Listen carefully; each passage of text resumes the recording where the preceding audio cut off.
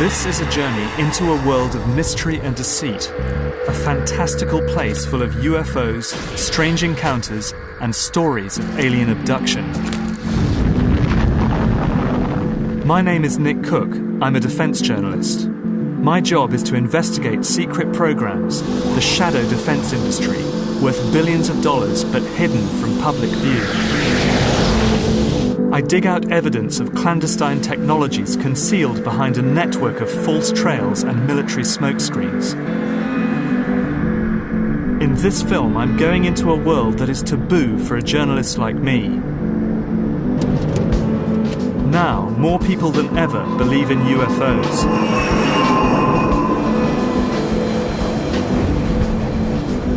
I want to know what really has been flying through our airspace.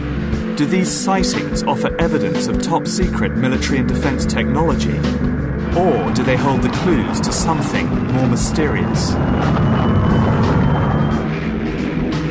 My plan is to trace the phenomenon through each decade, from early sightings of UFOs during the Second World War to the mass reports of alien abductions that swept America in the 80s and 90s. In between, I'll be investigating such landmark cases as the Roswell incident and the Zamora sighting to try to answer the question, are UFOs real?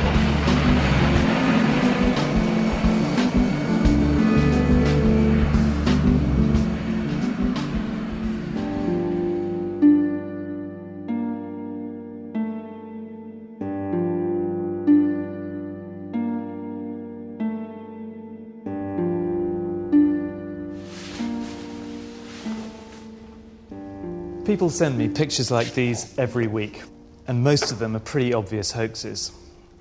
But very occasionally, something genuinely intriguing arrives, like this one, for example, a picture taken by a Canadian Air Force pilot on a military exercise, and what it shows is indeed quite startling. I've seen many pictures like this, all of them taken by aircrew, people who are trained to record data. UFOs are a taboo subject in the military, and very much for an aerospace journalist like me. Pilots who report them risk being grounded, or perhaps even referred to a psychiatrist for an assessment. So these pictures tend to arrive on my desk anonymously, and for good reason. But these pictures resonate with me because the matter of who you share airspace with when you're traveling at twice the speed of sound really is a matter of life and death. I've spent 20 years writing about leading-edge aerospace technology. I've probably interviewed thousands of pilots in that time. A handful of them are reporting UFO incidents that are genuinely mysterious. I want to know what it is, though, these men are really seeing.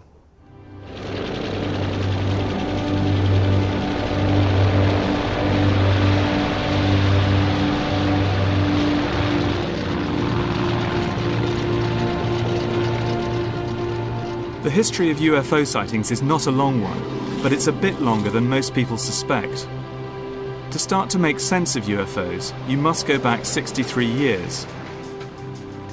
To the Second World War and these men, and what some of them saw in the night skies over Europe.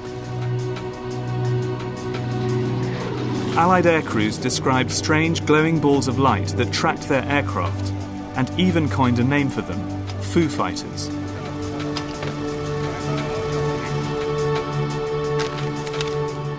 This is one of the first recorded reports of a UFO sighting. It's taken from the official RAF archives, and it is highly unusual. It recounts the story of one pilot officer called B.C. Lumsden, who saw something extremely unusual during a bombing raid over Germany on the 7th of December 1942.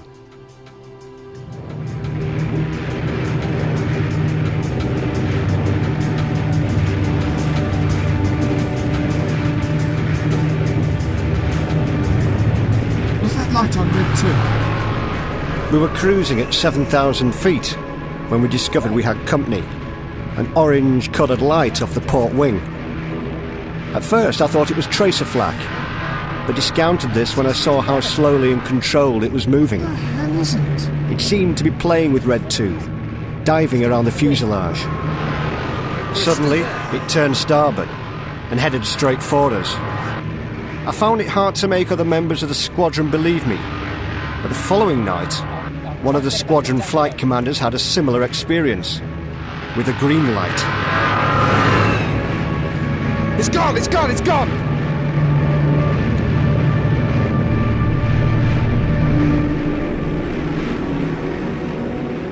A handful of Foo Fighters sightings could be dismissed as pilot error, but there were hundreds, if not thousands. Could they really just be the hallucinations of tired or terrified men?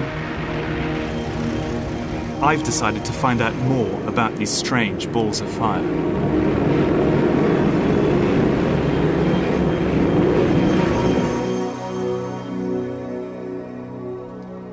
Military historians Dave Clark and Andy Roberts are leading experts on UFO sightings during the Second World War. People were seeing tiny balls of light, not much bigger than a beach ball, say, to full-blown flying saucers in the style that we would appreciate today.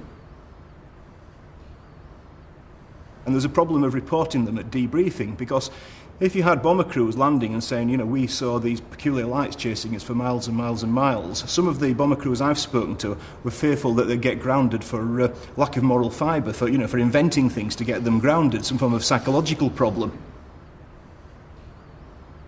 First, the RAF and the Air Ministry were extremely concerned because they thought perhaps it was some form of German secret weapon. And it is known that the Nazis did have some quite novel varieties of anti-aircraft, such as Scarecrow and things of that nature, which threw huge metal bars around in the sky, which people saw. And that was designed to unnerve people as much as to damage aeroplanes. These designs, lifted from secret engineering blueprints seized by the Allies at the end of the war, show just how radical the Nazis' aerospace programs were. And it was plans like these that were unsettling the Allied forces. Going through American files of the kind of technological plunder operation that they did on Germany after the war, they do describe technologies that could be pieced together to develop a kind of Foo Fighter type weapon. They were working on all these bizarre little things, but none of these things ever came to fruition. Had the war gone on much longer, or had the Germans won, then we may have seen these things develop in the same way that we saw the Americans develop space technology after the war. The evidence for Foo Fighters is intriguing, but I wonder whether there is anything more than the log reports by the pilots who described screaming dogfights with strange balls of light.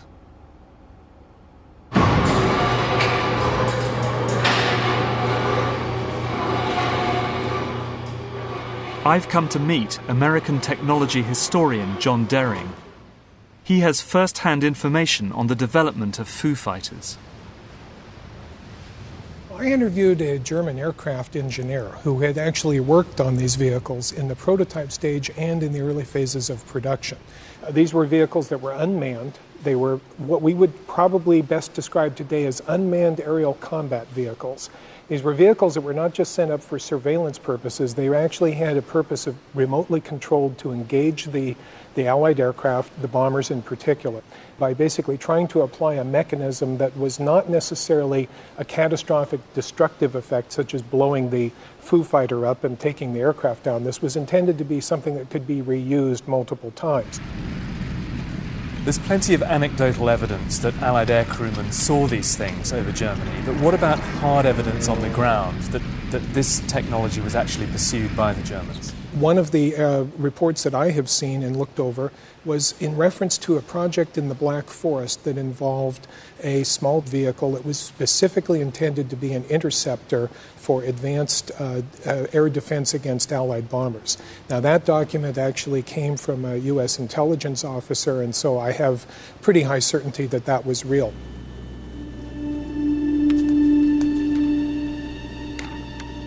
I want to follow up on John Dering's research. His work indicates there was secret technology being developed in Nazi-occupied Central Europe, which might account for some of the UFO sightings. These are the Sudeten Mountains on the Polish-Czech border. During World War II, this beautiful valley was home to some of the finest scientific minds of the Third Reich. It was here that the Nazis built one of their underground research facilities, the Wenceslas mine.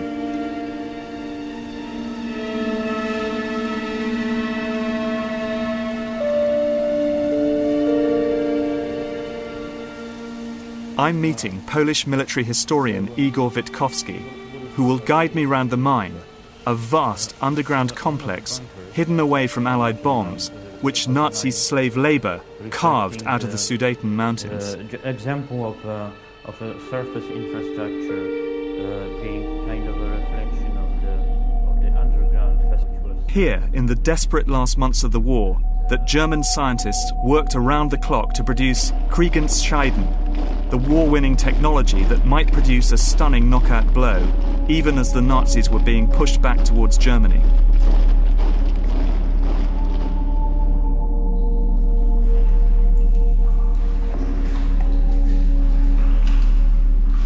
As Igor guided me through the flooded tunnels, the air became heavy and difficult to breathe. So in effect, we've come hundreds of meters through this complex, and we're now deep into the mountain. Not hundreds of meters, but several kilometers, in fact. This is several kilometers into the mountain. Yes. And this would have been a highly secure, impenetrable assembly site. Exactly, and the secrecy around this place was very exceptional, so that the Allies never found out about it.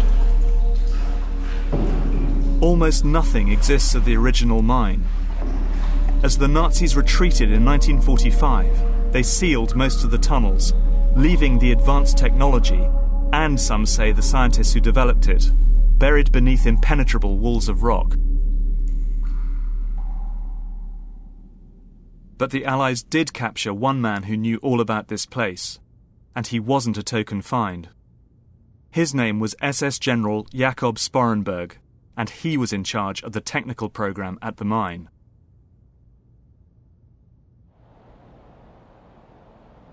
What he revealed astonished his interrogators.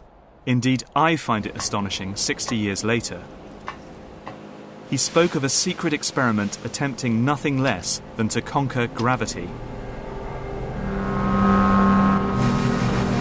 He described a bell-shaped device that needed enormous amounts of electrical power. It was made of a hard, heavy metal and filled with a mercury-like substance that was violet in colour and glowed when under test.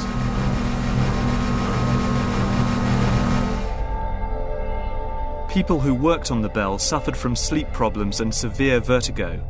5 of the 7 scientists died while working on the project.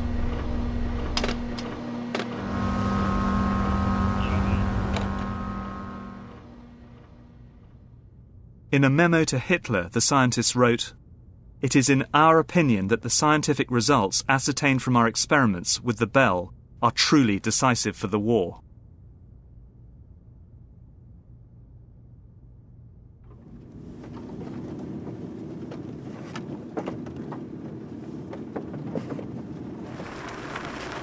Experiments with the bell happened deep underground in the mine, but directly above it, on the surface, was this strange structure. Called the flytrap, it first showed up on an Allied aerial reconnaissance photo in 1944.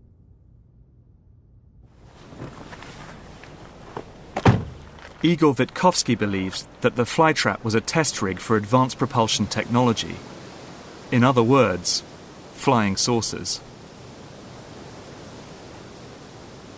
There is a extremely strong and thick steel reinforcement of the pillars, which means that it was to withstand some great forces working on it. How did it work? We don't know exactly, but we do know from Sporenberg's evidence that the bell was a revolutionary device, and the flytrap, designed as its test rig, was fed with underground cables running to the heart of the structure. So the cabling led down here, right away from the power station over there. Yes, up to the flytrap. Right. It was well, they're actually virtually filled with high voltage cables, as thick as an arm.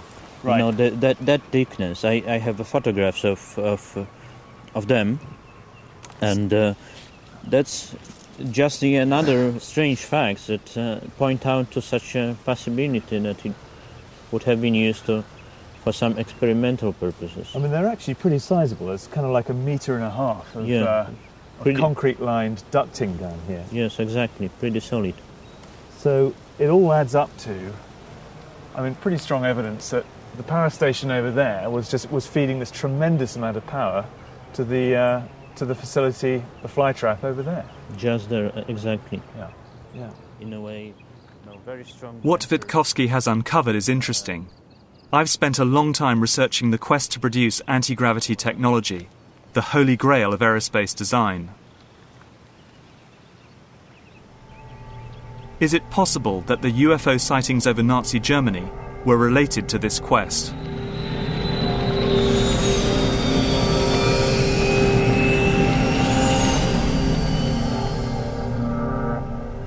There is a sense here that the Germans were engaged in very highly classified work, and that possibly they were engaged in anti-gravity type programs. What I do know is that many of these bizarre projects like the Bell did not remain in German hands. At the end of the war, they were plundered secretly by the American High Command and taken to the States.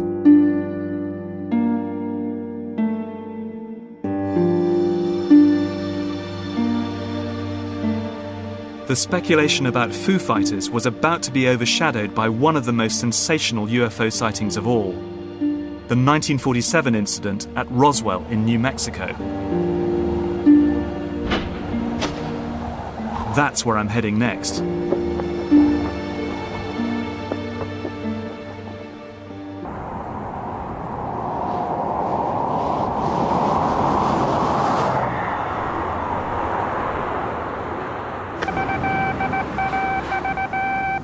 The 509th Atomic Bomb Group headquarters at Roswell, New Mexico, reports that it has received one of the discs which landed on a ranch outside Roswell.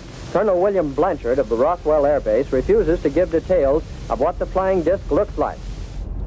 In July 1947, a UFO is supposed to have exploded in midair over Roswell, New Mexico, showering its debris over a remote ranch nearby.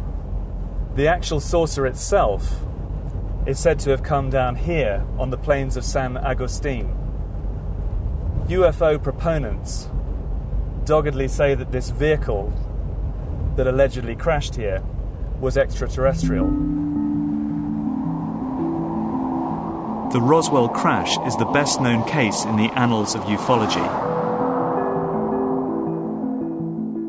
Supporters of the extraterrestrial explanation claim that the military recovered crash debris and alien bodies from a site located on the very edge of a top-secret military base called White Sands. The press had a field day. Reports of a crashed disc hit the headlines, and Roswell quickly became a national controversy.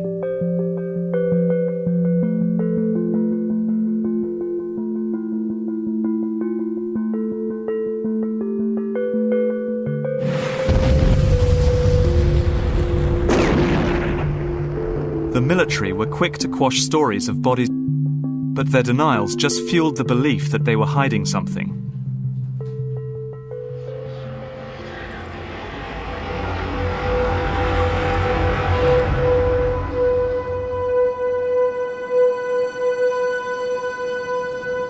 The rumors about Roswell refused to die. I've come here to White Sands to find out the reason.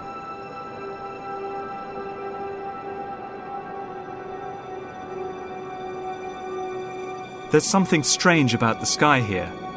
I'm over 5,000 feet above sea level, and the air is crystal clear.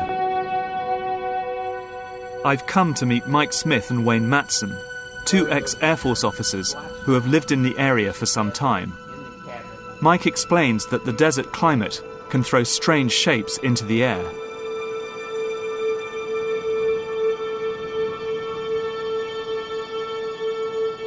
A lot of them are astronomical phenomena, and our desert atmosphere here provides practically an infinity of weather conditions which can really play tricks with the eyes. And I have seen things that were perfectly explainable that really looked like something totally extraordinary, but they were explainable. And as Wayne tells me, even cloud formations can be misleading. Lenticular clouds are often mistaken for UFOs. Pretty extraordinary, aren't they?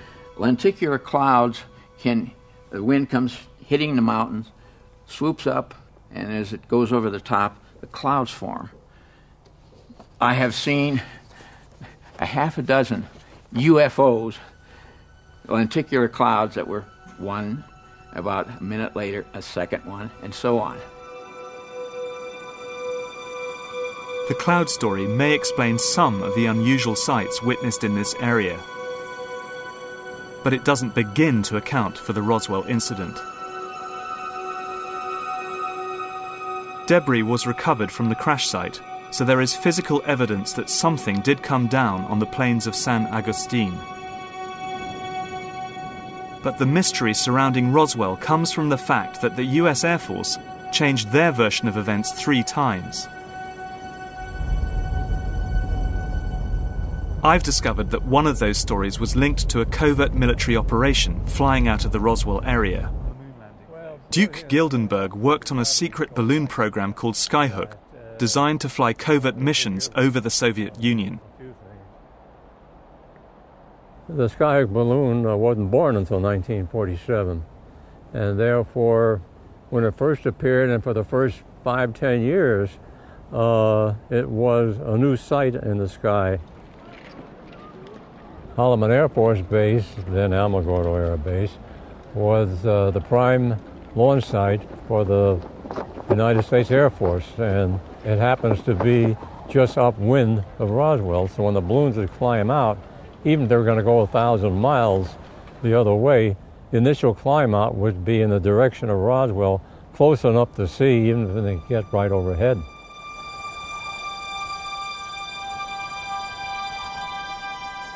Every flight we flew generated UFO reports. In fact, for a while, we were even using it as a backup tracking system. We call up a town and say, anybody see a UFO this afternoon? Yeah, one to the, okay, what direction? To the south? Okay, keep an eye on it. We allowed them to remain UFO reports with the hope being that once they got over the Soviet Union, they'd still be registered as UFO rather than our reconnaissance balloons.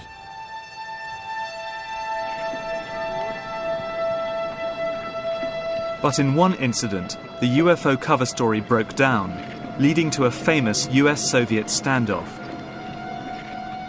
Yeah, we faithfully promised President Eisenhower that we wouldn't get shot down, but we were, for a few, and we wound up with Khrushchev at the UN exhibiting on the table one of our payloads, perhaps with my initials on it, banging his shoe on the desk and protesting because we were overflying his country with cameras.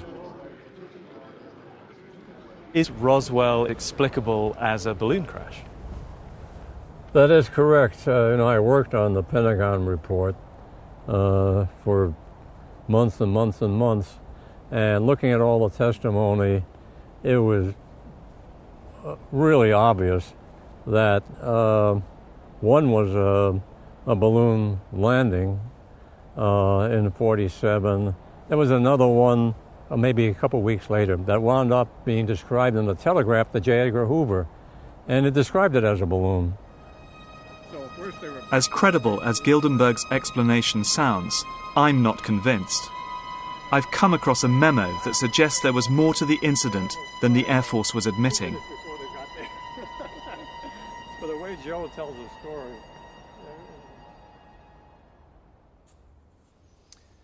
In September 1947, just a few weeks after the Roswell crash, General Twining, head of the Air Materiel Command, issued a classified memo to a small group of his senior officers outlining his concern about the rash of flying saucer sightings that had been seen across America earlier that summer. In the memo, he states that the phenomenon is something real and not visionary or fictitious, that there were objects approximating the shape of a disc in the sky. He talks of operating characteristics such as extreme rates of climb and maneuverability. One of his conclusions, indeed, is that these discs might be the product of some high-security project not known to his command. The Twining memo shows the Air Force was taking the flying saucer sighting seriously.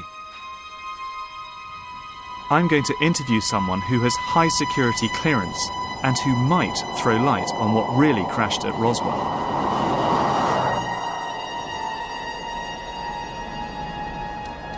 I'm here to see John Alexander, Vietnam vet, ex-Special Forces and military intelligence.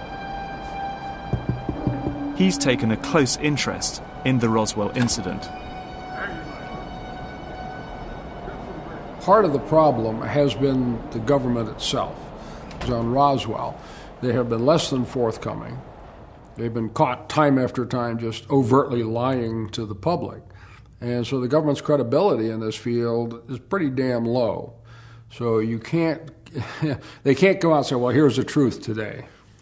Do you think that these vehicles have crashed to Earth, and do you think that the US military has recovered them? No. Why not? Why? I'll tell you why not, and this is where I get in trouble with everybody. I looked. I am, kind of the one person who has gone nose to nose with the head of all of the intelligence agencies and whatnot. We looked from a historical perspective. I can mention now that Edward Teller was one of the folks who was interested in my work in other fields. Edward Teller. He was the head of weapons research at Los Alamos and father of the H-bomb. If alien technology had been found by the military, he would surely have known about it. I actually had him over for dinner. We had this discussion. He was not opposed to the notion of UFOs. We always said if 5 people knew at that time, Teller would have been one of them, because understanding energy, and he was the one who was working on the most advanced energy source known at the time, and you get the absolutely not. So Teller told Alexander that whatever it was that crashed at Roswell, it was not extraterrestrial. But I still don't buy Gildenberg's story about a balloon crash. So my thoughts are moving back to the Second World War and the work of the German scientists. Could the American operation to capture those scientists and their technology offer any clues to what really happened at Roswell? In 1945, President Truman ordered a secret operation codenamed Project Paperclip. It instructed the US military in Germany to round up German scientists and persuade them to carry on their work in America.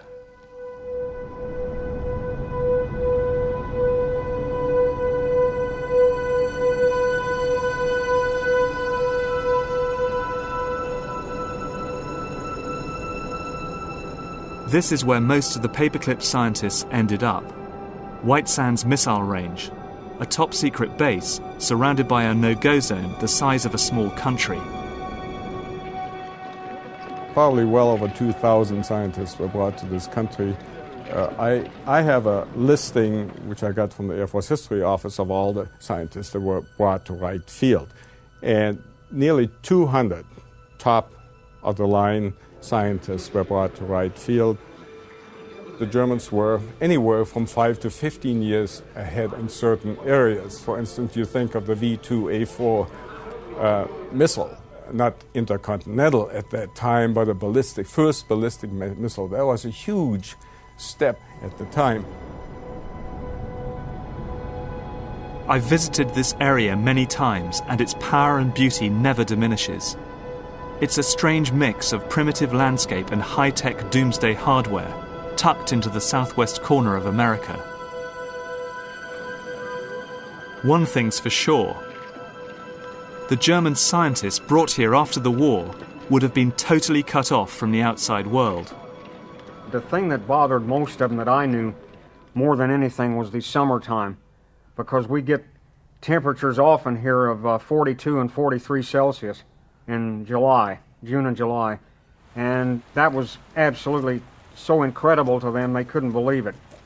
It was a vast cry from being in Germany, because they're used to mountains and forests. Okay, we got the mountains, but we don't have the forests down here.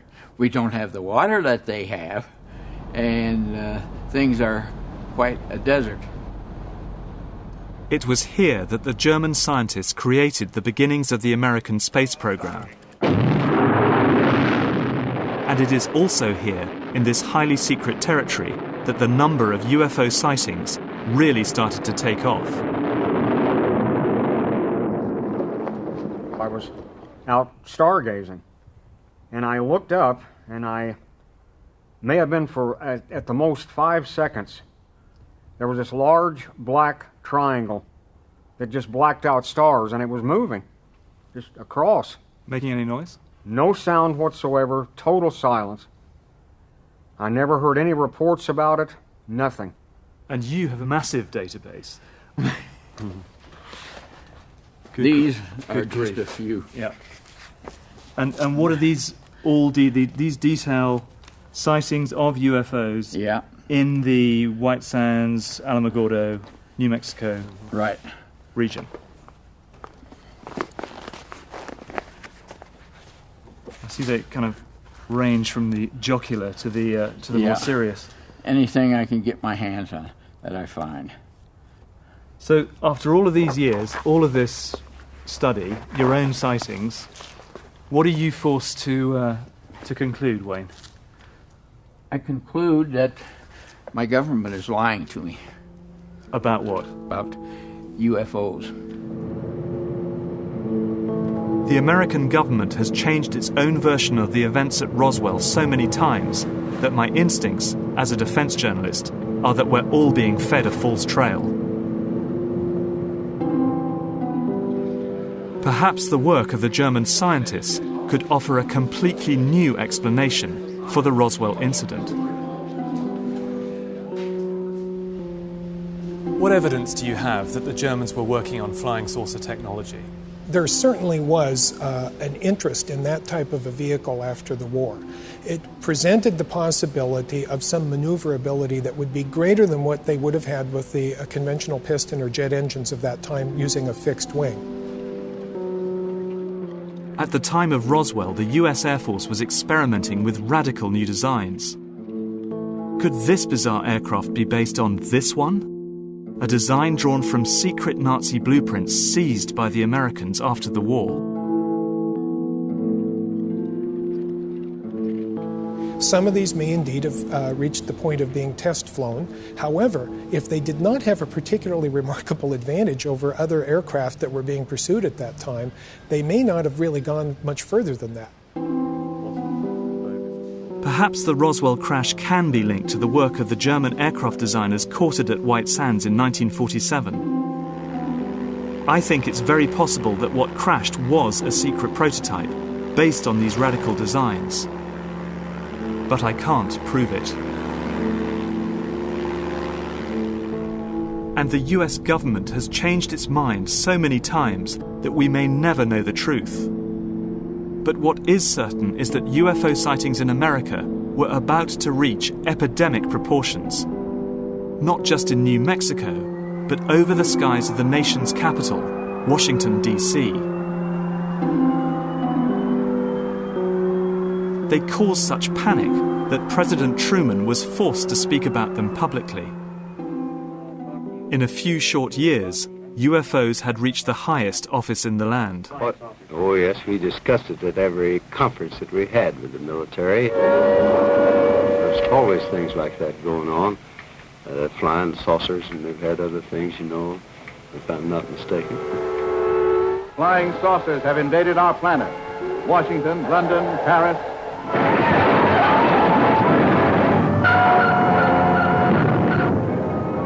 America was about to go saucer crazy. To the best of our knowledge, my wife and I are the only ones left alive.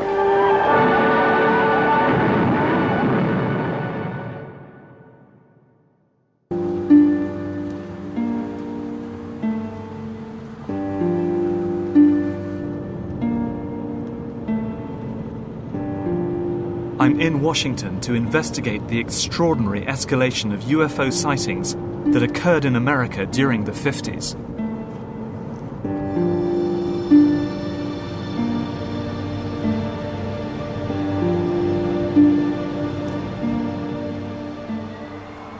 In 1952, a series of strange lights were seen over Capitol Hill.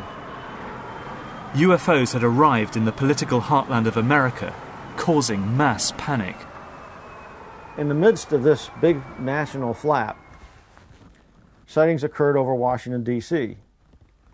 This involved 3 radar sets in the Washington, D.C. area, which picked up targets that were traveling around in restricted airspace over the Capitol. This couldn't be ignored. It had all the makings of a national emergency.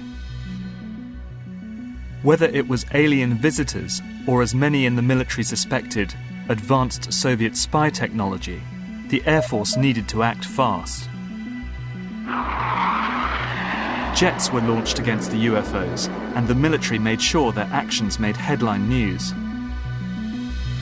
The intention was to reassure the public, and it might have worked, but for the fact the following weekend, the 19th of July, the UFOs were sighted again. 1,000 people called in reports, including staff from President Truman's office. The government had to be seen to act. This man, General Sanford of the United States Air Force, was given the job of reassuring the nation and explaining to people what they'd seen. In pursuit of this obligation, since 1947, we have received and analyzed between 1,000 and 2,000 reports that have come to us from all kinds of sources. Of this great mass of reports, we have been able adequately to explain the great bulk of them. So here he was saying specifically they're not a threat to the United States, the implication being the Air Force is doing its job when there's no threat out there, in spite of the fact that the Air Force in internal documents had said, well, it might be Soviet, and used that as a reason to investigate and so on.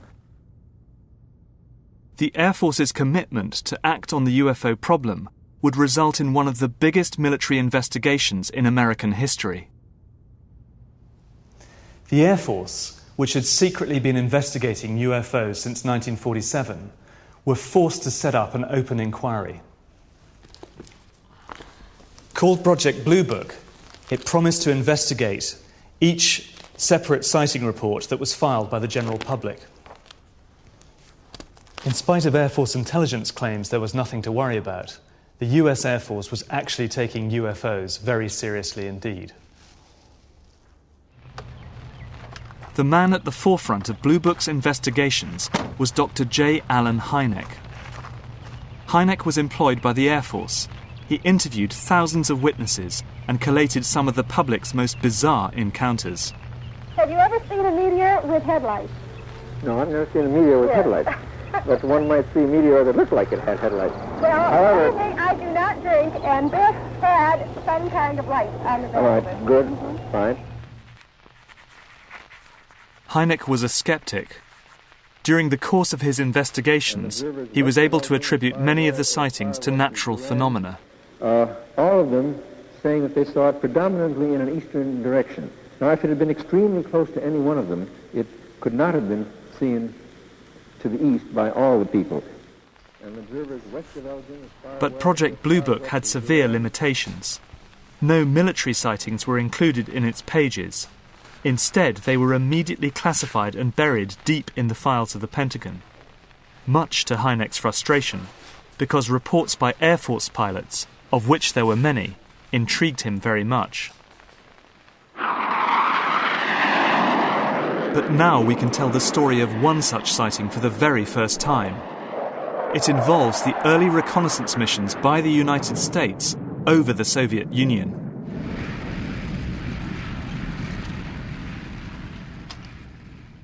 Thomas Hanley was an RB-47 radar operator, one of the first Cold War spies in the sky.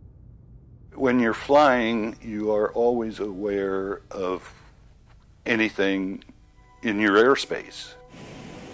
One particular night, the aircraft commander saw a bright light coming towards us. And all of a sudden, the light just went immediately to the other side of the aircraft. So we played cat and mouse with it, whatever it was, for an hour anyhow. But the ground was recording it, and they would lose it too on occasion. So there was something out there, something very strange. It was performing not like a normal aircraft would perform. It was just too fast and too maneuverable. I'm certain something different was out there, but I have no idea what it was. The problem for the US Air Force is that this man is entirely credible. He's one of the best they have, highly trained at surveillance and working with what was then state-of-the-art technology. These are the hardest cases the Air Force had to deal with. As far as Tom Hanley is concerned, his questions were never answered, and I have to admit I'm at a loss to explain it myself. But in the meantime, the CIA was becoming very interested in the UFO phenomenon for their own purposes. The agency was responsible for surveillance of the Soviet Union, and they realized that UFOs might offer the perfect cover for their more clandestine activities. This is a memo written by Walter B. Smith, the head of the CIA at the time.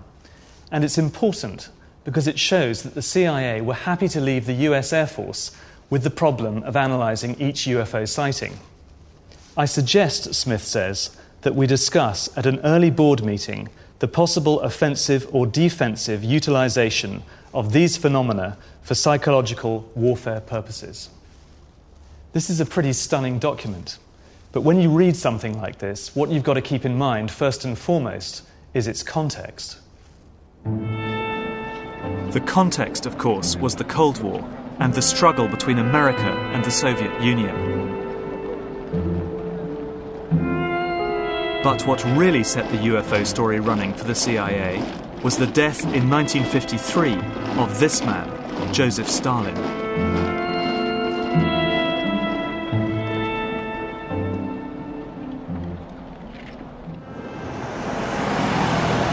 I'm going to meet the former senior analyst of the Soviet desk at the CIA, who can tell me exactly how the CIA set about manipulating the UFO story in order to gain the upper hand in the Cold War.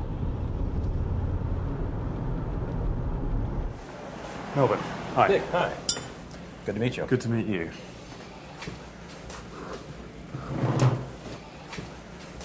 Eisenhower had only been in office for 2 months, and Stalin died rather suddenly. And Eisenhower called in some of his major people, not only policy people and political people, but intelligence people. And so he went around the table in terms of what do we know about the Soviet Union, what do we know about the contenders for power, what do we know about the direction the Soviet Union might take in its policy. And he asked people who were also there from the CIA. And not only was there no speculation on what it would be like in the Soviet Union, and would the Soviet Union be more or less threatening to the United States, there was no intelligence collection. And I really think it was out of that discussion and that event that the beginning of the ideas that led to the U-2, the ability to conduct surveillance of the Soviet Union from the air with a high-altitude spy plane, I think it began with the turning point of Stalin's death and no understanding of what it meant for the United States. This is the U-2. It's the direct result of American intelligence coming to terms with how little it really knew about post-Stalin Russia. We can't make sense of what happened next in ufology without getting to grips with this once highly secret machine. It triggered a wave of UFO sightings all across America. What was needed were certain cover stories. What do you do when people are spotting aircraft and then telling reporters that they've seen something very unusual flying out of an airbase in Nevada? And frankly, this was the origin of a lot of the sightings that took place in the mid-50s, 1954, 55, 56, of unidentified flying objects, the UFOs. So the CIA was involved in encouraging people to believe that, yes, they saw UFOs, and the CIA and the military tried to be very helpful to reporters to get these stories out, to divert the attention of the country, and particularly the people in this region, about what they had actually seen. We believe that UFOs are real, that they are from outer space, and that they are intelligently controlled. And then it went into a small cloud. Again, we spotted as it came out of the cloud, and very shortly after that, it quickly disappeared. Traveled apparently on this side of the tower and went... The CIA's strategy of encouraging public belief in UFOs seemed to be working, and the U-2's development and deployment was hidden behind a smokescreen of disinformation. With a flying object of some sort that could hover, and such as I've never seen before. Right here is where this flying saucer, this UFO, landed. Right here about where I'm standing. And it was a big, huge thing, and I wondered what the heck it was. And within 2 or 3 seconds, it was out of sight. That was in the southwest, and easy, you might think, to dismiss out of hand. But this isn't. Life magazine, a highly respected part of the American scene in the 1950s. Popular, but hard-headed journalism. A very famous issue of the Life magazine that has Marilyn Monroe on the front. And if you can get your eyes off Marilyn Monroe and look in the upper right-hand corner, you see this, "Have we visitors from outer space?" or whatever the title was. The writers said, well, we have been to Wright-Patterson Air Force Base, where Project Blue Book was headquartered. We've looked through their sighting files. We've talked to the people who were in Project Blue Book and some Air Force generals and so on.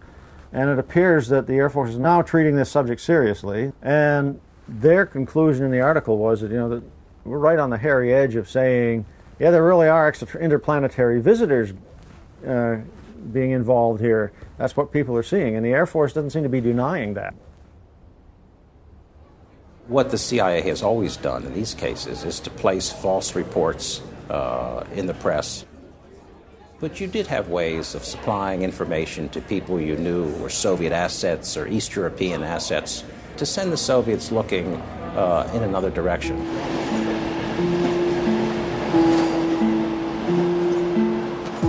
The real targets of the flying saucer fever were, of course, the Russians. What did they make of the UFOs, I wonder? Уважаемые пассажиры, электропоезд до станции «Аэропорт» отправится в 18 часов 4 минуты. I've come to Moscow to talk to Igor Sinitsyn, a former KGB operative who was the personal aide to the Bureau's number one, Yuri Andropov.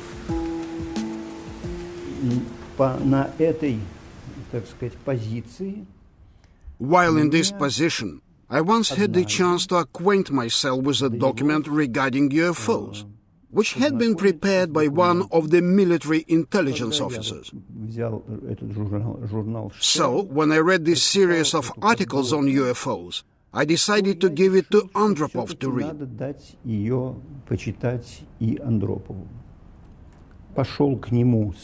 Of course, I was somewhat nervous when I went to him with this article, because I thought that my boss would think that I was out of my mind.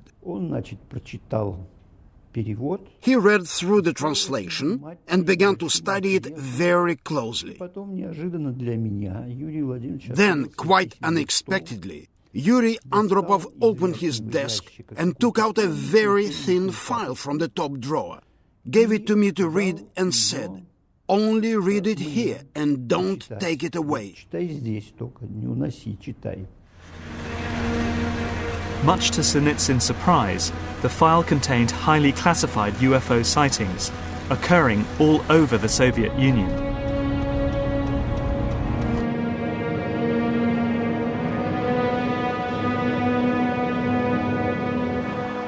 What people saw behind the Iron Curtain was what the CIA wanted them to see.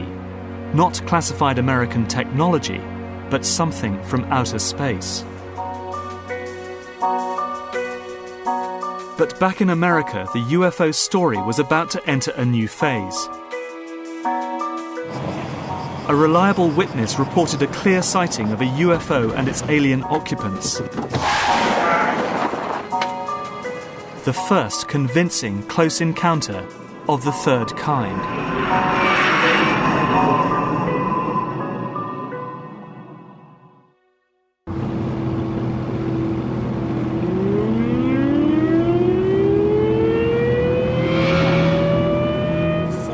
On the 24th of April 1964, America experienced its first credible close encounter of the third kind. Officer Lonnie Zamora was driving along a quiet stretch of road skirting the edge of the White Sands Missile Range in New Mexico. What the hell was that? Suddenly, he caught a glimpse of something strange in the sky.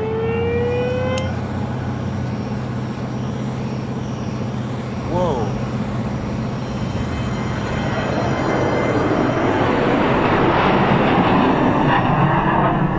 He left the road and set off for the desert, following the craft.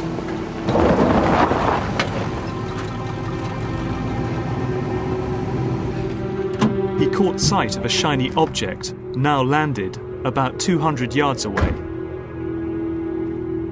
As he looked over, he saw two figures in white coveralls, close to what looked like a flying saucer.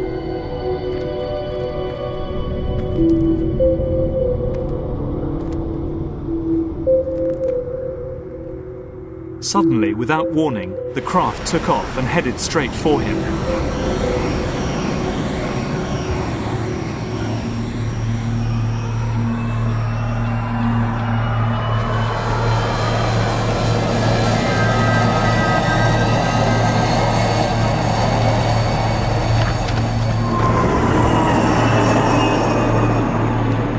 And as quickly as it had arrived, it disappeared off into the distance at high speed.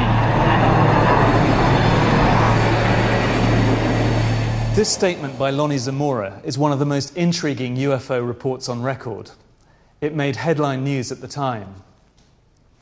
Everyone acknowledged that Zamora was a first-class witness, a police officer, a man not prone to exaggeration. The Zamora case remains one of a handful of unexplained sightings in Project Blue Book. When investigators arrived at the scene, they found an impression in the soil, surrounded by burnt brushwood. Zamora was so distraught that he insisted on seeing a priest before handing in his report. The US Air Force was under pressure to explain what had actually landed. But there is one man who claims he knows what Lonnie Zamora saw. Duke Gildenberg had access to top-secret flight logs at White Sands and carried out the official investigation into the case. That very same day, we had a mission scheduled for the Surveyor unmanned spacecraft that was going to be attached to a small helicopter and then flown all around the range by contractors sampling lava and that kind of thing, which they might see on the moon. On board was the pilot, and then there was an engineer, and they were both in white coveralls. So to us, that identified it almost perfectly. It's too much of a coincidence. Two guys in white coveralls that were doing the mission anyway, and then the sampler, which left a print in the dirt that was identical to what it later left on the moon. I find it hard to believe Gildenberg's explanation. Zamora was a trained police officer, and I'm sure would have known the difference between a helicopter and a flying saucer. To try and make sense of what Zamora saw, we need to go back to the U-2 and to an event that shook the world in 1960.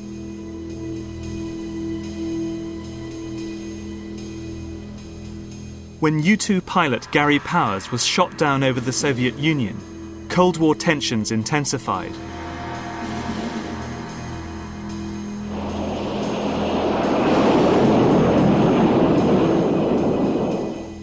the wreckage of his spy plane was put on public display in Moscow.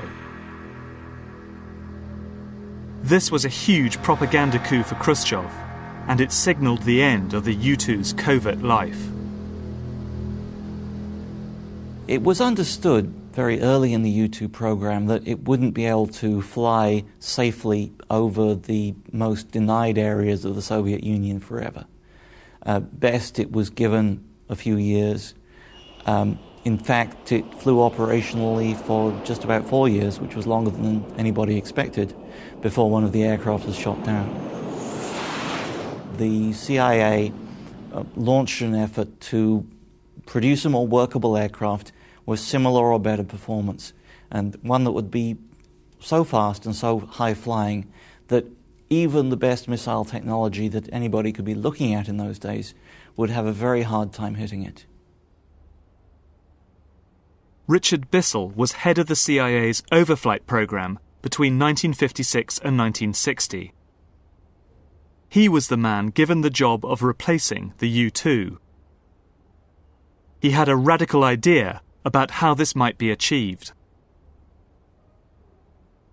We see here that he's urging his technical department to design a new aircraft for reconnaissance missions over Russia.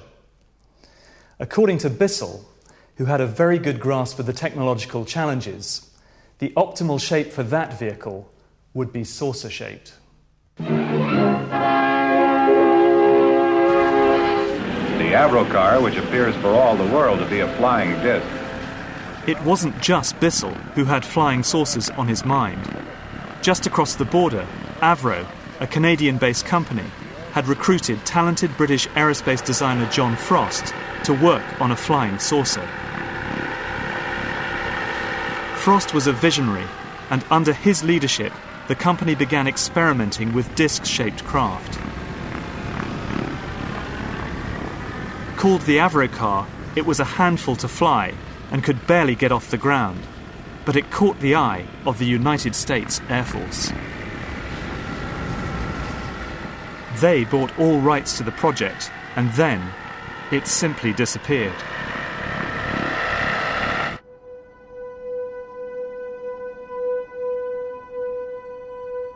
Nothing more was heard or seen of Avro's saucer designs for over 40 years.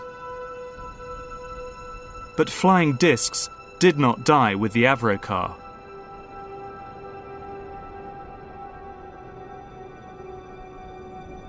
Buried in the depths of the archives, I've discovered some blueprints which reveal something quite fantastic. A supersonic saucer. Called the Silverbug, it was truly revolutionary. The plans show in detail a multi-jet engine craft that boasted amazing maneuverability and speed. It's an intriguing thought that this concept may tie in with the work of the German scientists who brought saucer technology to the US at the close of the Second World War. I believe Silverbug could explain what Lonnie Zamora witnessed in the New Mexico desert in April 1964. His description of a silver disc-shaped object appears to fit in with the Silverbug profile.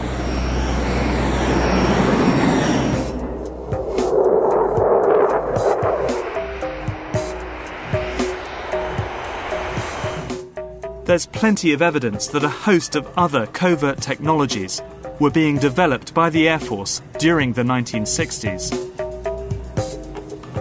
And many of the sightings on record at the time can be traced back to their secret testing programs. But I've heard there was a significant rise in sightings in the UK at the same time. Could the two be linked, or was the British phenomenon part of something completely different? I'm going back to the UK to find out.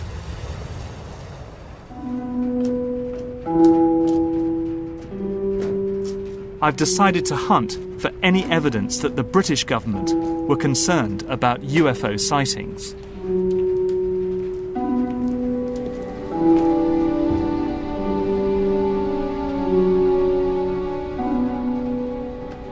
As an aerospace journalist, I've spent many hours poring over old Ministry of Defence memos.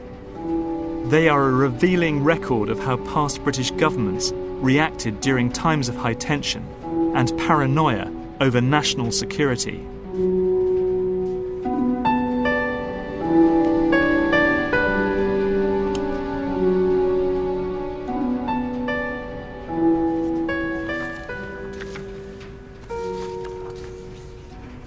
Well, there's a really sort of fantastic, typical British understatedness about all these reports emanating from the MOD round about the 1950s and 60s about UFO sightings. We have memos here from Winston Churchill, for example, who was Prime Minister in 1952, saying, "What does all this stuff about flying saucers amount to? What can it mean? What is the truth? Let me have a report at your convenience."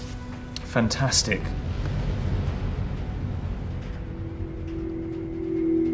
Lord Cherwell, head of the Air Ministry, drafted this reply to Churchill. It was typically dismissive.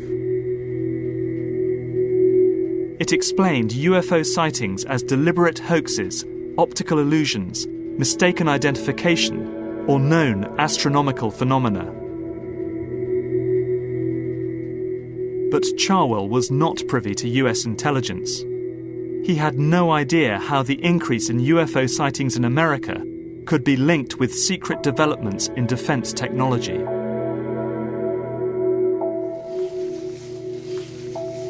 Here we have quite an interesting file from the MOD, the numbers of unexplained, in inverted commas, aerial sightings reported to the Ministry of Defence from 1959 until 2000.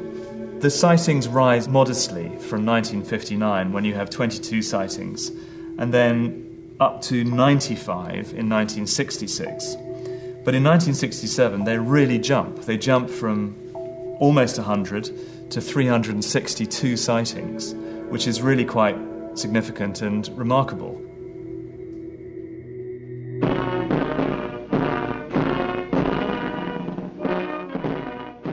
As the Cold War ramped up, there was a significant expansion of the American military presence on British bases throughout the 60s.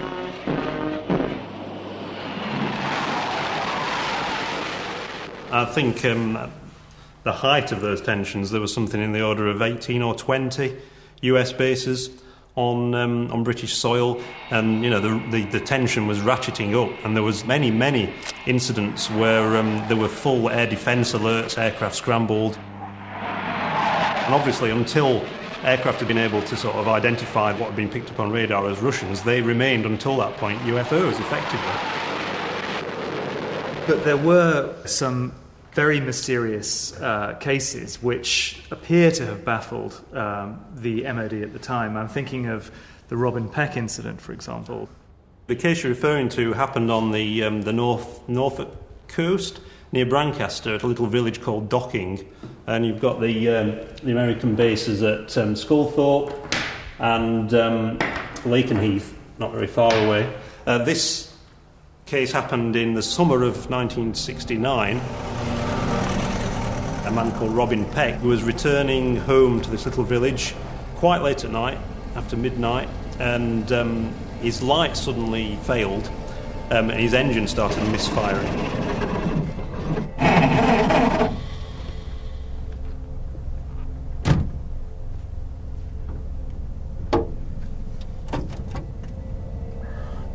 He felt this, what he described as like a wave of static electricity.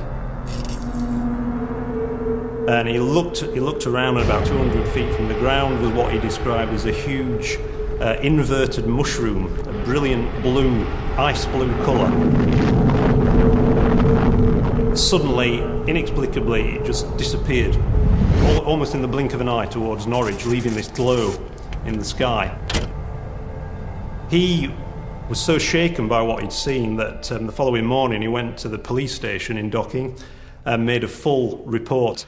These reports went to the Ministry of Defence in London, and they were passed around from one division to another. They ended up with the Defence Intelligence people, and there was a little comment on the file that basically said maybe this was a UFO. I could find no explanation in the Ministry of Defence archives revealing what Peck actually witnessed. Which is not surprising, since only a tiny group at the highest level of the MOD had any idea of what the Americans were flying out of these bases. With the expansion of US bases in the UK at bases like Mildenhall, do you think this myth about UFOs could have just migrated across the Atlantic to protect US activities at these bases? Well, really, you're dealing with a generic problem here. You're dealing with sophisticated technology, breakthrough technology, and trying to protect the origin of that technology and the capability of that technology. And it's quite possible that a story that worked for you in the United States in the 1950s could be applied to the deployment of U-2. You needed to protect not only the capabilities of these sophisticated instruments, you needed to protect, in some cases, the United States' role in deploying these instruments, because this was a sensitive issue often to a host country. Some of the strange UFO sightings in Britain and the United States might be explained by activities at a secret base here in Nevada. So secret, in fact, that, according to the Pentagon, it still doesn't officially exist. From a defense journalist standpoint, it doesn't get any stranger than this. Just behind me there is Nellis Air Force Base. Nellis is at the southernmost tip of the Nellis Air Force Range, a closed-off area totally barred to the public that's about the size of Switzerland. And nestling within the Nellis Air Force Range is Area 51, the world's most secret Air Force base. When Richard Bissell of the CIA urged his designers to think out of the box, this is where their imaginations ran wild.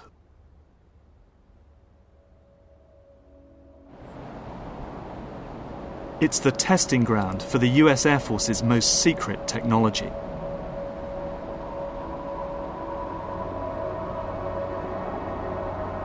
When the U-2's covert life ended, this is what Bissell's designers came up with.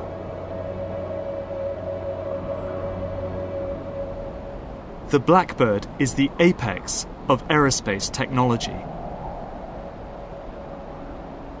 When the forerunner of this aircraft first flew, the CIA's A-12, in 1962, from Groom Lake, otherwise known as Area 51 in Nevada, its mission and the aircraft itself was super black. That is to say, it was a super classified aircraft. It's very easy to imagine how anyone catching a glimpse of this aircraft in 1962 might have mistaken it for a UFO. Everything about this aeroplane is strange. It's black, its shape is extraordinary, and its speed, of course, in excess of Mach 3, that's 3 times the speed of sound, would have made it one of the most extraordinary sights that anyone could have seen at that time. Blackbird missions were flown out of the UK at the height of the Cold War. The plane flew at over 100,000 feet at the very edge of space. It was so fast that when it overflew the Soviet Union, it could simply outrun any missile attack.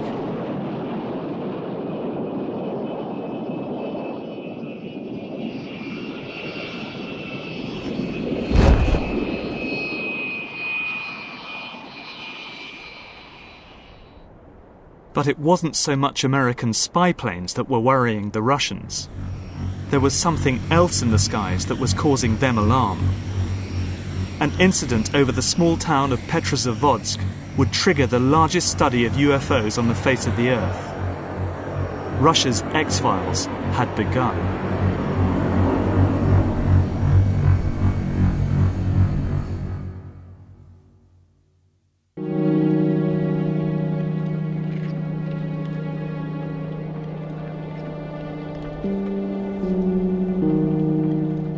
On September the 20th, 1977, high over the Russian town of Petrozavodsk, a group of soldiers were on routine maneuvers. Suddenly, a bright star appeared radiating pulsating beams of light. The object lingered over the town like a huge jellyfish. After a few minutes, it wrapped into a bright half disk and shot off.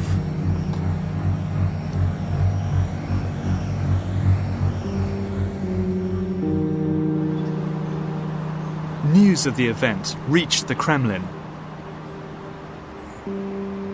And Yuri Andropov, head of the KGB, gave an extraordinary order that the entire Soviet army should watch the skies for unidentified flying objects.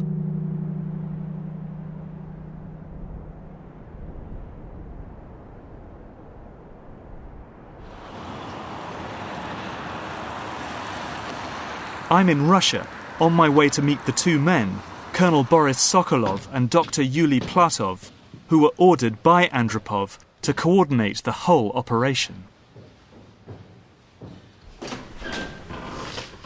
Colonel Sokolov. Nick Cook. Yuri.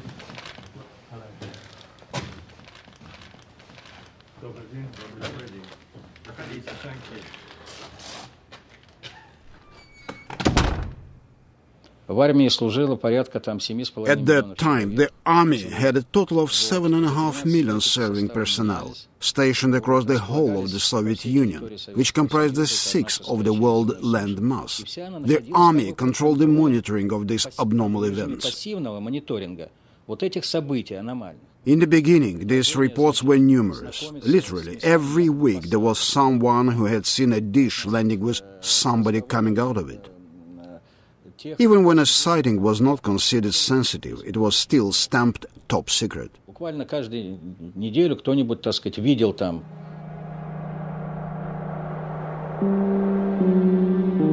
The observations continued every night for 13 years. No other nation has conducted such a long and thorough research program into unidentified flying objects. But as Sokolov tells me, the evidence was inconclusive. I would like to say that it is absolutely certain that in those 13 years there was not a single report of anybody's contact with aliens. Most of the sightings, which were taken by observers and thought to be something abnormal, were in fact, as our research has shown, connected to technical experiments by our own military.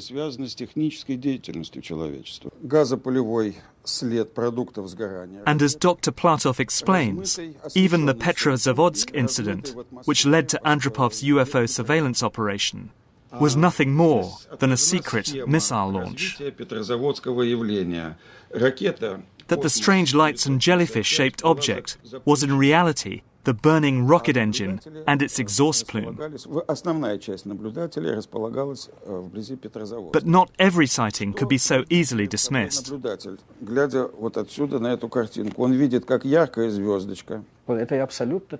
Even though we could explain some of these sightings, there were many unexplained events which caused scientists to scratch their heads and which still remain unanswered today.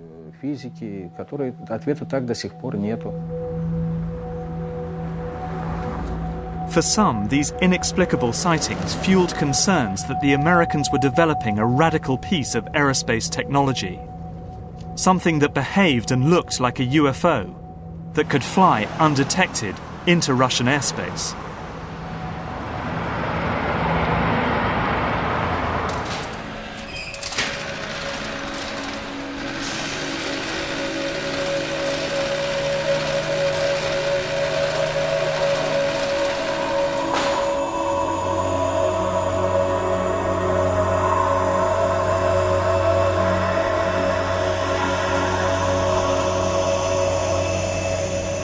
And the Russian fears were well-founded.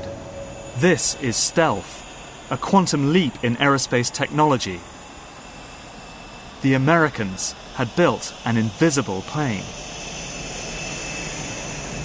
If you took one or two looks at that aeroplane and you saw how strange the shape was, it wouldn't take you very long to figure out that they were aiming at a very, very low level of radar cross-section.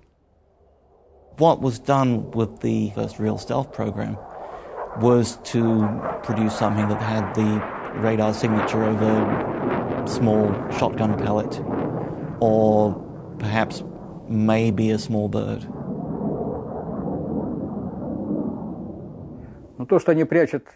My view is that it was advantageous for the Americans to keep up this kind of hype regarding UFOs.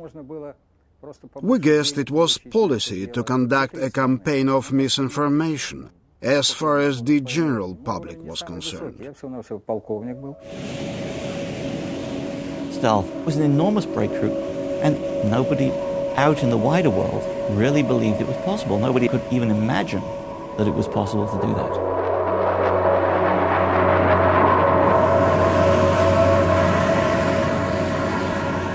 The Americans had won the technological race. By waging a campaign of disinformation on their own people with the UFO cover story, the CIA were able to hide the existence of stealth from Soviet surveillance for 10 years.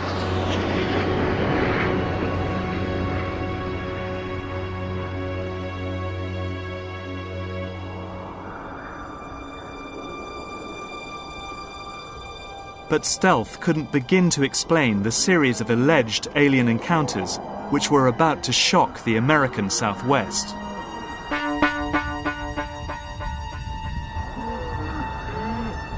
The rectum had been partially removed. The eyes were bulging out. I was horrified at the thought of what could do this in broad daylight. I really did believe something strange was going on. We had one up north where we believed the animal was paralyzed and was alive when it was being mutilated. These horrific events took place all over the plains of New Mexico, an area that had been witnessing UFO sightings continuously since the 1940s. I'm on my way to meet Edmund Gomez. Gomez was a cattle rancher farming right next to the town of Los Alamos, famous for the development of the atomic bomb.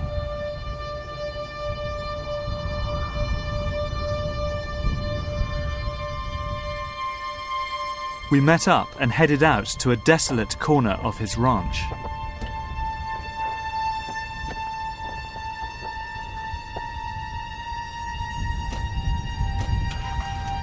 Where are we going? Where are you taking me to?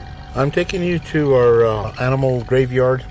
Normally we would bury carcasses that would die from disease or from natural causes, but during the cattle mutilations that we had, we never buried any of the animals, so in case we ever needed any body parts, in the future, especially the bones. The mutilations themselves took place over quite a time period, didn't they? Yes, they on our ranches from 1976 through 1982, approximately. When you found a mutilated cow, typically what kind of wounds would you find on the animal? The rectum had been cored out, the lower lip had been removed, and the reproductive tract also had been removed. The organs that were removed precisely without spilling of any blood, and it was very, very neatly done. Many of the ranchers believed the cattle mutilations were the result of UFOs, that aliens were dissecting the animals for experimentation. Usually when you find an animal that dies of a disease or natural causes, the scavengers will attack the animal and attack the fleshy parts that they can, that are easy to tear into. And this was not torn flesh. But for Gomez, there were other clues. We saw this light kind of flying over our pastures, and all of a sudden it kind of just came to a standstill. It looked like it was saucer-shaped, but had two decks, and had two sets of lights on it, flashing one on top and one down towards the bottom. When you look at them, you think, well, gosh, that looks like the typical flying saucer. When all of a sudden the lights inside the cockpit of this vehicle went on, and when the lights went on, I could see the props of a chopper. And as Gomez tells me, he has his own theories about the fate of the targeted animals. They would put ropes or chains around the legs of the animal and lift them up and haul them off. Somewhere. Do their thing, come back, bring them back, and not lay them down, but drop them. Because we found several animals that had broken legs, broken backs, broken hips, and so forth. And why dump the cow, leave the carcass here? We felt that that whoever was doing this did it and brought it back and said, we're doing this and there's nothing you can do about it. There were a lot of consistencies with the way that they were harvesting these animals. For Edmund Gomez, there are many unanswered questions.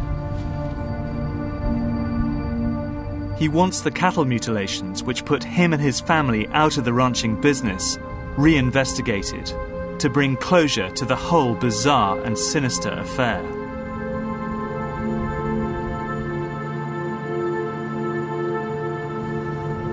Well, I think Gomez's hunch that this was some sort of covert testing activity was bang on the money. From the way the cows were mutilated, from the organs that were removed from the cows, it seems very clear that this was some kind of covert testing, covert monitoring program of some kind of contamination in that region. It also seems very clear that someone is trying to put in some kind of linkage between this mutilation activity and UFOs, trying to dress helicopters up, for instance, to make them look like UFOs in an area where people are very superstitious, very fearful of things they don't understand. So it's clear to me that some kind of disinformation campaign is going on, but the reality is whatever was going on up there has nothing to do with extraterrestrials or UFOs.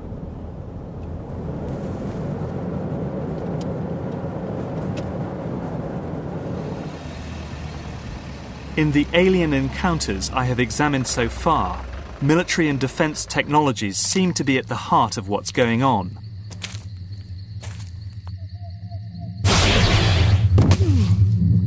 But parallel to these stories are other reports of more direct encounters between aliens and humans, which seem to be of a wholly different order. These are the chilling first-hand accounts of alien abduction.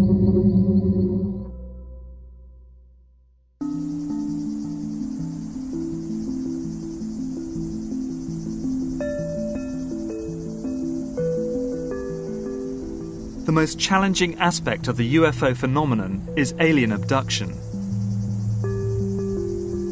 Throughout the 80s and 90s, stories of abduction swept across the US.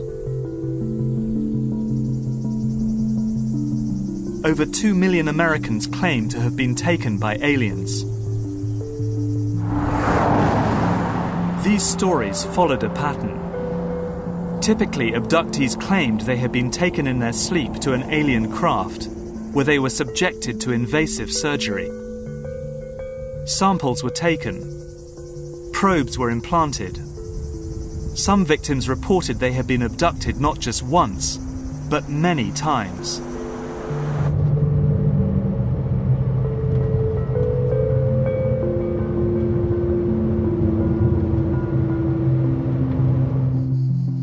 I've come to meet Travis Walton. He was the first alien abductee of this epidemic, and his story, which was widely reported, had a powerful effect on the public imagination. I caught up with him near the Apache Sitgreaves Forest in Arizona, where the whole incident unfolded. Well, there was a group of 7 of us men. We were working up in the mountains, in the woods. We had a tree cutting contract up there. And we just finished a long, hard day's work, and we were headed home.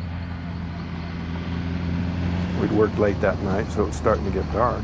And as we were driving down this rough track there, we saw light coming through the trees. What the hell is that?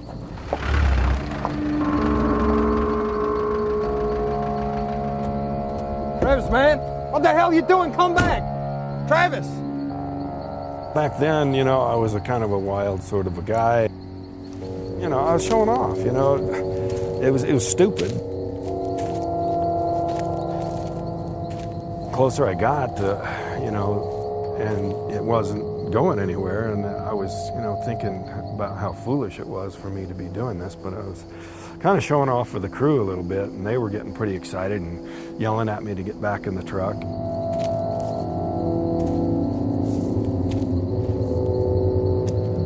When I got up to it and I was standing there looking up at it, the sound suddenly got louder and it started to move, and it was making this sort of a rocking motion. And right at that instant, something hit me.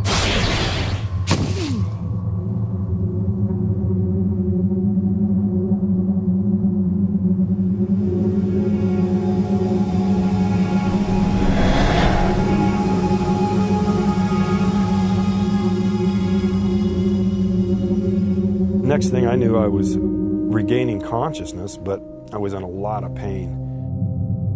I saw these forms over me, and when I finally got it into focus, I could see this creature looking at me, and I just flipped out. I looked around, there was 3 of them.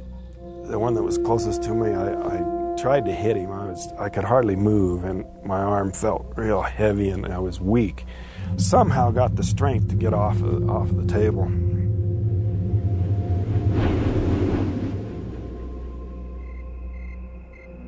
Several nights later, Travis Walton reappeared, dazed and confused. I didn't know how much time had gone by. There's something in the conversation, you know, made that apparent to them. They said, "Hey, feel your face," and I felt, and I had this, you know, week's growth of beard, and I was just totally shocked by this. They said, "You've been gone 5 days." I had enough trouble just dealing with the reality of this incredible thing that had happened to me, you know. It was just so hard to explain what I'd been through, and there was nobody to relate to, and, you know, 29 years ago, that was turned to. It was just on my own.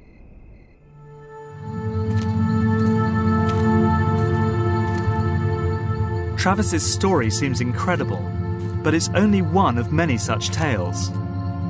Does the weight of evidence add up to a believable pattern of abduction?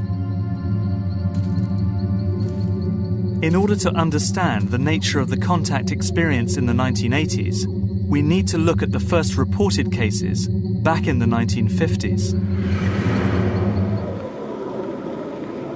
They come here to commune with outer space.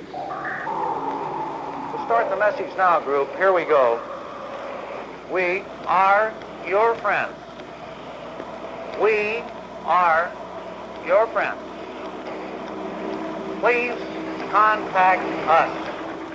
Contactees were a group of people who claimed they'd been visited by human-like aliens from planets such as Venus and Saturn. Unlike Travis Walton's aliens, these visitors were reputed to be benign. We are your friends. Living in the shadow of the arms race, contactees preached peace towards all species, whether alien or terrestrial, and campaigned for disarmament.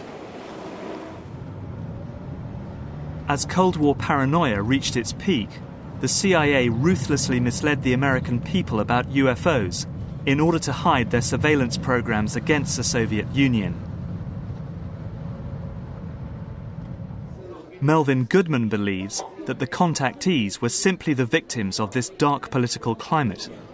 I wonder, in terms of a general disinformation campaign, whether if you plant a seed, basically from then on, there's nothing you can do to control it. Well, that's the blowback principle. And certainly once you get involved in UFO sightings and trying to encourage the people of the Southwest that there were indeed UFO sightings and making people who may have been lunatics appear to be heroes, there's no telling when that will end, and there's no telling what kind of blowback will take place. And even the people who started this kind of mythology can end up believing their own myth because they start to hear this story played out over and over again. Of course, disinformation is a factor behind tales of UFO sightings and alien contact. But I also think there's something else. Our need to believe. Anthropologist Charles Ziegler has studied many abductee testimonies. These people were not mentally impaired. Many of them were, in fact, highly trained. They believed these things. It gave them the same kind of satisfaction that religion gives other people. The notion that we're not alone, that there is some entity that's looking after us, that there's a better place waiting for us when we die. The chief skeptic of all, Dr. J. Allen Hynek, who investigated UFOs for the US military, also became a believer. It was Hynek's interviews and expertise that formed the basis of the 1977 film Close Encounters, directed by Steven Spielberg. I think that we're all interested in having in the re-enchantment of the universe. We want to feel that there are transcendent things out there that we're not aware of and that bode good for the human race somehow. I think this is just a natural human feeling.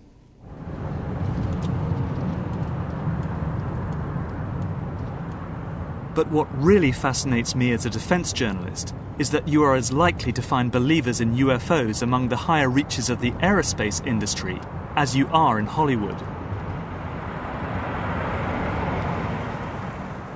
This is a report into future technology commissioned in 1968 by McDonnell Douglas, then one of the biggest aerospace and defense contractors in the world.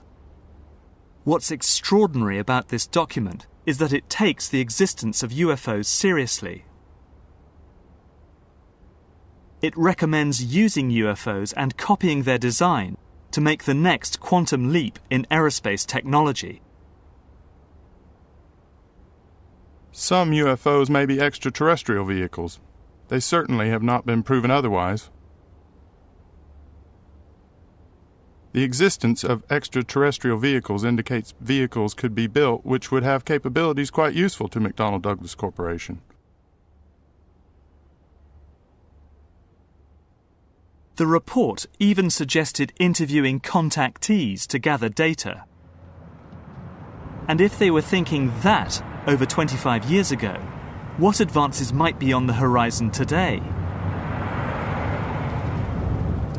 I'm here in Seattle to meet someone who's built a device in the basement of his garage, indeed is flying it there, that he and others claim is able to do so by defying our current understanding of physics. As unlikely as it sounds, I'm wondering whether what I'm about to witness may just be our first small step towards the stars.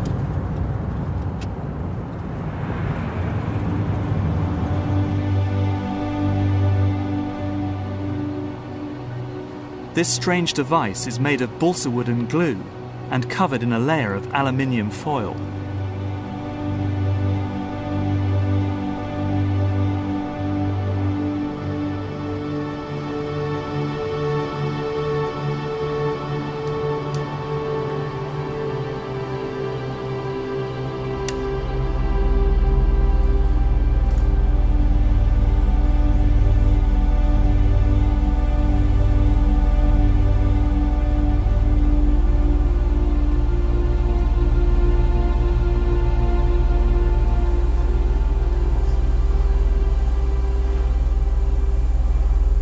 So Tim, tell me, why is this lifter demonstrating this levitational effect?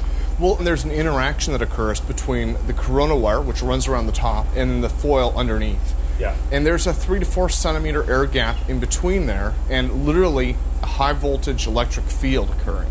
Now, there's been some controversy. Is this an ion wind effect? Is it the high voltage literally taking air molecules with it and creating an upward thrust? Or is it something more? Nobody knows for sure how the lifter flies, but one popular theory is that high-voltage current flows between the wires, suspended on the top of the craft, through the air, down to the aluminium foil wrapped around the frame. The current literally drags air molecules down with it, creating a downforce, called an ion wind, which provides the thrust needed to lift the airframe skywards. This technology, not just the lifter, but this whole scope of technologies, is almost like looking at the internal combustion engine back in the 1800s. We're trying to take it and say, look, these are real technologies. They have the same flaws that any other technology does, but hopefully they can do things that other technologies can't.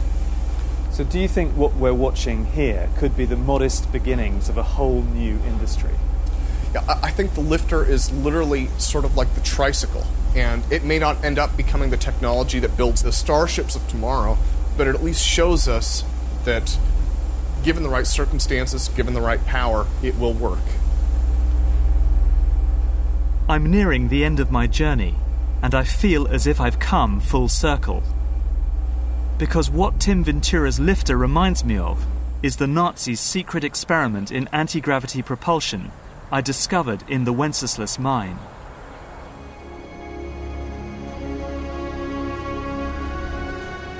So what's the truth about UFOs?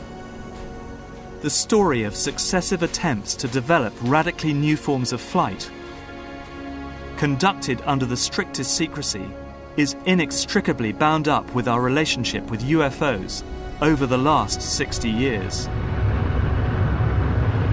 Whether it's Allied pilots buzzed by strange balls of fire in 1942, or the Roswell incident 5 years later, there is a strong case to be made that secret military technology offers a convincing explanation for many UFO stories. For me, what is so striking about Roswell is that it's the first good example of an officially sanctioned UFO disinformation exercise. It showed the CIA that UFOs could provide perfect cover for their Cold War activities.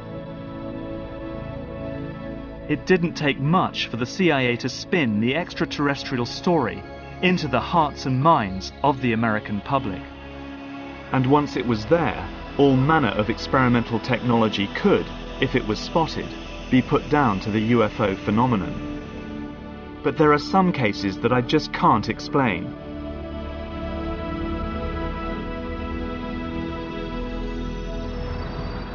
The sightings of UFO Hill in 1952 are still baffling, and Tom Hanley's aerial encounter remains as testimony to the possibility we are not alone. What is certain is that real-world UFOs, the man-made ones, continue to develop.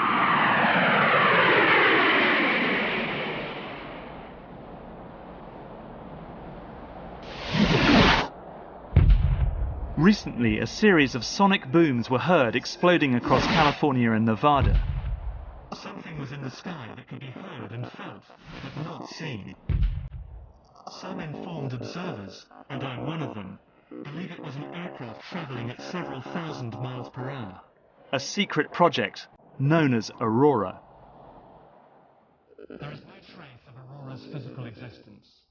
No evidence of government spending on its development or deployment. But there are tantalizing images that point to its existence. Pictures, for example, like this one. It shows a donut-shaped exhaust pattern, a sign perhaps that Aurora makes use of something called a pulse detonation wave engine. And it delivers a hell of a punch, easily enough power to drive an aircraft to 6 times the speed of sound. But perhaps the most intriguing of these images. This is a weather satellite image that shows a very interesting contrail originating out of Area 51 in Nevada and moving all the way across the United States, out over the Atlantic, on across Europe, and into Russia and China. Whatever it is, it's moving in excess of 8,000 miles an hour. If it is the contrail of a high-altitude hypersonic aircraft, in my book it's the best evidence yet that Aurora is real.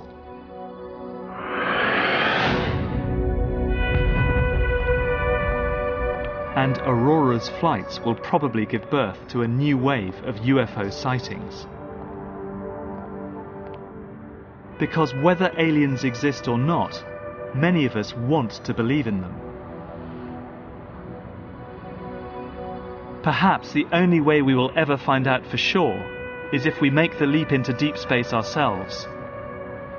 That day may come sooner than we expect.